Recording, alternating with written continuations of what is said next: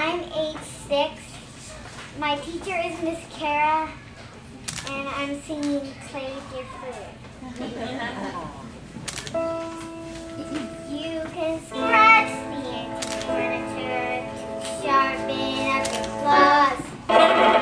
You can lacerate the cushions if you're ever stuck indoors. You can dig up all the flowers from the freshly planted beds. And with articles of clothing, it's okay to pull some threads. But I remember as a kindergarten kitten, one phrase that lets me singularly smitten. You can play with your food before you eat it.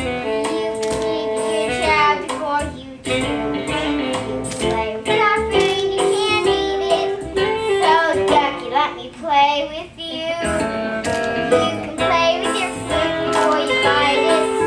You can toy with your tongue before the crunch. You can play with your food while I bite it.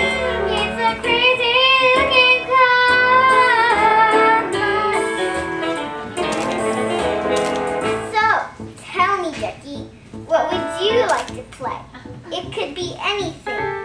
I won't tell your mother. Well, I like to paddle in the puddles, dabble in the mud, tickle sticklebacks in the shallows. Then maybe if there's time, go sliding in the slime to the marsh where you find marshmallows. I'll go and slay a dragonfly, watch water boatmen race. To say that cats are dangerous is clearly not the case. I